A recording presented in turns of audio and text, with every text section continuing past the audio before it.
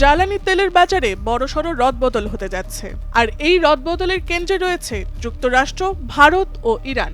মার্কিন যুক্তরাষ্ট্রের president Donald Trump Washington থেকে ফ্লোরিডাতে ভ্রমণের সময় সাংবাদিকদের জানায়, ভারত এখন ইরানের বদলে ভেনেজুয়েলা থেকে তেল কিনবে। তিনি আরও জানান, এরই মধ্যে আমাদের মাঝে চুক্তির বিষয় নির্ধারণ করা হয়েছে।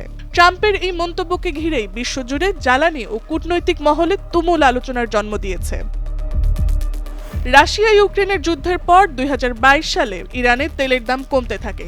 ঐতিহাসিকভাবে ভারত ইরানের তেলের অন্যতম প্রধান ক্রেতা, কিন্তু 2025 সালের মার্চ মাসে ভারতীয় পণ্যের উপর 25% শুল্ক নির্ধারণ করে মার্কিন প্রেসিডেন্ট। ইরান থেকে তেল আমদানি চলমান থাকলে এই শুল্ক দ্বিগুণ হবে বলেও হুঁশিয়ারি দিয়েছিলেন মিস্টার ট্রাম্প। এর পরিপ্রেক্ষিতেই ইরানের থেকে আমদানি কমিয়ে ভেনেজুয়েলাকেই বিকল্প হিসেবে বেছে নেয় ভারত। ভেনেজুয়েলার প্রেসিডেন্ট নিকোলাস মাদুরো ও তার স্ত্রীকে নাটকীয়তার সাথে অপহরণ করার পর ভেনেজুয়েলার তেলের নিয়ন্ত্রণ এখন ট্রাম্পের দখলে। শুল্ক অপসারণের প্রলোভন দেখিয়েই ভেনেজুয়েলার তেল ভারতে রপ্তানি করার চুক্তি করেন ডোনাল্ড ট্রাম্প। মার্কিনের বিপক্ষ দেশ বা কৌশলগত মিত্র দেশের অর্থনৈতিক বাজারে মন্দাভাব তৈরির লক্ষ্যেই মোদিকে ভেনেজুয়েলার তেলের টোপ দিলেন ট্রাম্প।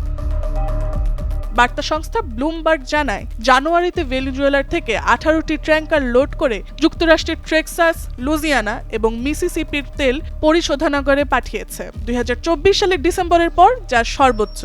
অন্যদিকে গত বছরের ডিসেম্বরের তুলনায় দ্বিগুণ হারে অপরিশোধিত তেল যাচ্ছে যুক্তরাষ্ট্রে।